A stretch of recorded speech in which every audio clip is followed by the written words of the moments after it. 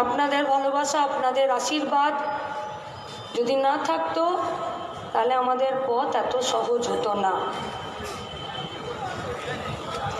ঠিক তেমনই আমাদের এই যারা স্থায়ী পদযাত্রীরা আছে, ওদের এই মনের আগুন আর সাহস আর তেজ আর এই সব কিছু ছক বাঁধাকে ভেঙে তছনছ করে দেবার মতন মানসিকতা যদি না থাকতো তাহলে এই 50 দিনের পদযাত্রা সকল মানুষের কাছে পৌঁছাতো না। ও বলেছে অনেক কমরেডদের কথা, আমরা নিশ্চিত এখান থেকে 2-3 জন কমরেড এমন যাবেন তাদের চাকরির শর্ত অনুযায়ী হয় তারা পেমেন্ট পাবেন না বা তাদের চাকরিতে টিকে থাকাটা খুব মুশকিল হবে। আমরা তাদেরকে লাল সালাম জানাচ্ছি। নিজের চাকরি খুইয়ে গোটা রাজ্যের বেকার ছেলে মেয়েদের চাকরির জন্য তারা পথ হেঁটেছে। এরকম আমাদের অনেক কমরেড আছেন। বলেই দিয়ে যে ছেলেটি দাঁড়িয়ে এখানে লাইভ করছে, এ তো এর নিজের বিয়েটাও পোস্টপোন করে দিয়েছে। বাড়িতে বলেছিল পদযাত্রার মাঝখানে ওর বিয়ের ডেট করবে, ও বলেছে আগে পদযাত্রা পরে বিয়ে। আমরা ওর বন্ধুর সাথে দেখাও করেছি, সেও খুশি, সেও বলেছে লড়াই আগে আর বন্ধুও আগেই থাকবে, তাই বন্ধুর লড়াইয়ে বন্ধুর সঙ্গে থাকবে। এরকম অসংখ্য বন্ধু আছে जो लोग इन समय में हम लोगों का साथ दिया था। 23 दिन पैदल चल के अहमदाबाद से पश्चिम बंगाल तक का प्रवासी मजदूर का पैदल चलने का दुख, दर्द, साहस सेও শরীফুলও আমাদের সাথে উপস্থিত আছে।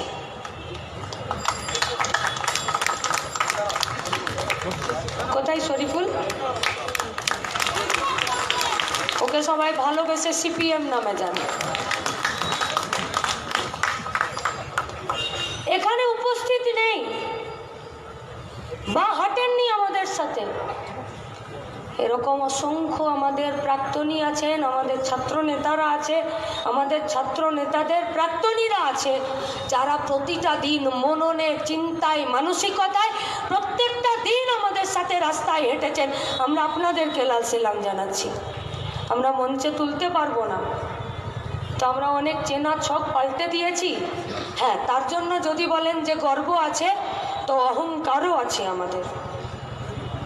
মিডিয়া ভেবেছিল যে ইনসাফ যাত্রা কি হবে কি না, কিন্তু শুধুমাত্র এই ডিজিটাল প্রেস, প্রিন্টিং মিডিয়া ছাড়াও সোশ্যাল মিডিয়াতে বাড়িতে বসে বামপন্থী সোশ্যাল মিডিয়ার বন্ধুরা যেভাবে গোটা রাজ্যের কাছে আপনারা এই ইনসাফ যাত্রার মাধ্যমে গোটা রাজ্যের দুঃখ দুর্দশাকে মানুষের কাছে বিভিন্ন পোস্টার, ভিডিওর মাধ্যমে তুলে ধরেছেন, তাদের আলাদা করে আমরা নাম করছি না, আমরা আপনাদেরকে লাল সালাম জানাচ্ছি।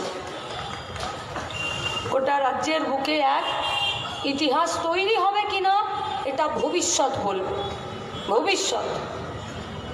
তবে হ্যাঁ, আমাদেরই এক সহযোদ্ধার কথা অনুযায়ী এ রাজ্যের মাটির সাথে আমাদের পায়ের পাতার একটা সম্পর্ক তৈরি হয়েছে, যে সম্পর্কের নাড়ির তৃপ্তি পানিটা আমাদের বুক থেকে মাথা অবধি গেছে। চোখ দিয়ে দেখেছি এই পশ্চিমবঙ্গের দুরবস্থা। ইনসাফ যাত্রায়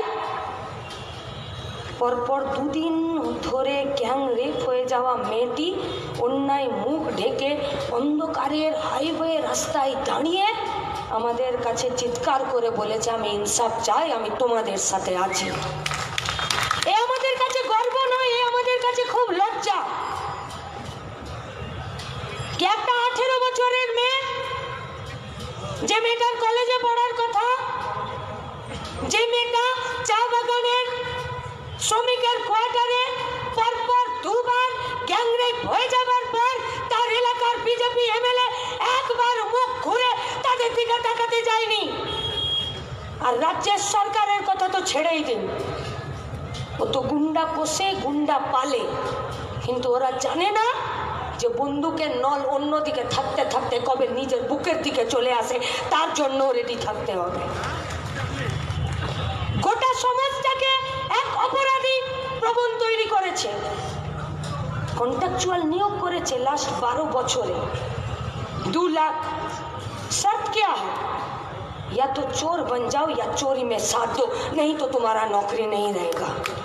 59 থেকে পঞ্চায়েতের অফিস পর্যন্ত কি করে ভুয়ো জব কার্ড হয়, কি করে জব কার্ডের টাকা অন্যের অ্যাকাউন্টে যায়, কি করে আবাস যোজনার কাজেরটা, আবাস যোজনার ঘরের টাকা অন্যের অ্যাকাউন্টে যায়। যদি না ডেটা এন্ট্রি অপারেটররা ভুল করে, আর ডেটা এন্ট্রি অপারেটররা ভুল করছে তো পঞ্চায়েত মন্ত্রী নাকে তেল দিয়ে ঘুমাচ্ছে।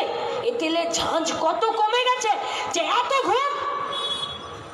দিল্লি থেকে কেন্দ্রের টিম টেলি প্যাসেঞ্জারি করছে, वो भी हम लोगों का पैसा से। কিন্তু আজ অব্দি একটা ভিডিও, একটা পঞ্চায়েতের প্রধান, একটা ডিএম, একটা এসপির নামে একটা কোনো এফআইআর নেই এফআইআর। গোটা পশ্চিমবঙ্গের করুণ মুখ, রুক্ষ চুল, মলিন নোংরা কাপড়, মুখের কোণে জমে থাকা ময়লা, চোখের নিচে ফ্যাকাশে, ঠোঁট কালো হয়ে যাওয়া আর পায়ের ফাটা গোড়ালি, এটা পুরো রাস্তা জুড়ে আমরা দেখেছি।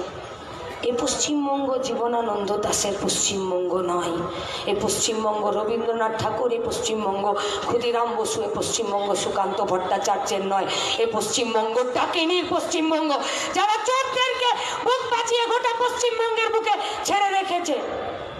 আর গোটা পশ্চিমবঙ্গের মাটিতে এরা আরএসএস এর নেতৃত্বে ভাগাভাগির বিষ আর হিংসা আর দেশের এরা চাষ করেছে।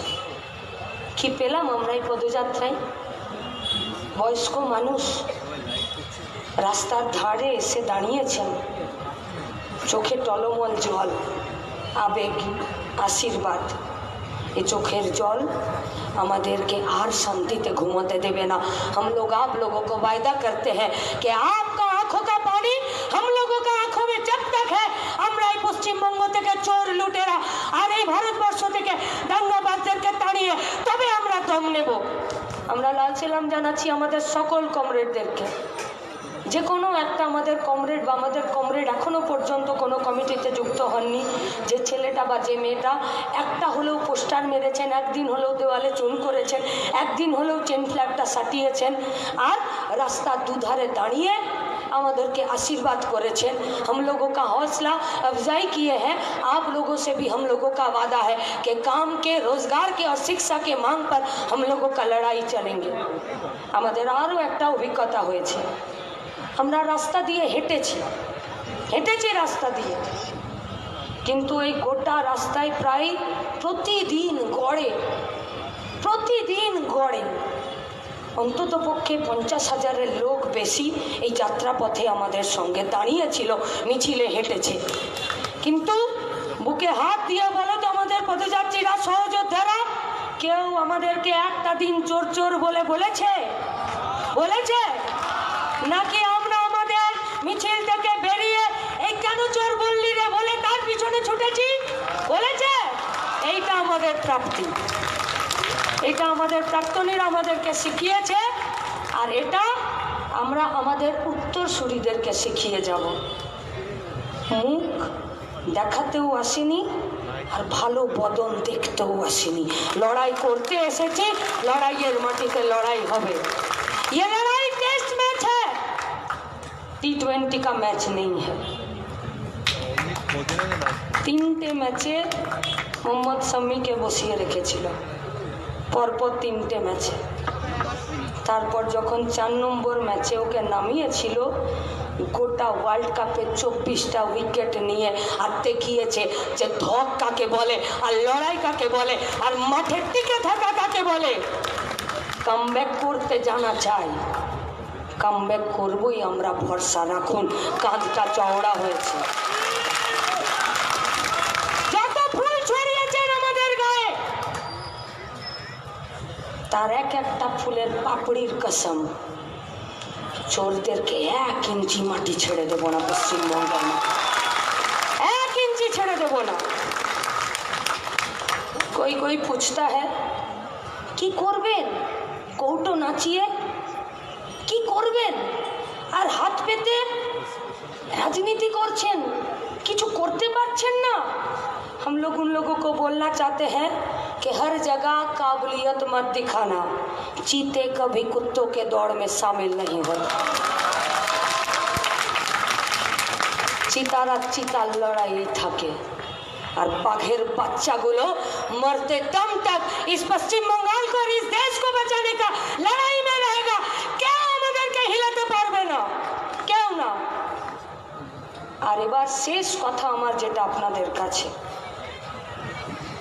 যে এই গোটা 50 দিনের পদযাত্রা, মানুষের আবেগ, মানুষের লড়াই, পরিযায়ী শ্রমিক, গিগ ওয়ার্কার, বন্ধ জমি, বন্ধ কারখানার শ্রমিক, পরিত্যক্ত জমিতে কারখানা না হওয়ার বেকার যুবরা, চাষিরা, পাট চাষিরা, এরা সবাই মিলে আমাদেরকে যে উৎসাহ জুগিয়েছে, তাতে কলকাতায় 7 জানুয়ারি ব্রিগেডটাকে ভরানো এখন আর আমাদের কাছে চ্যালেঞ্জ নয়।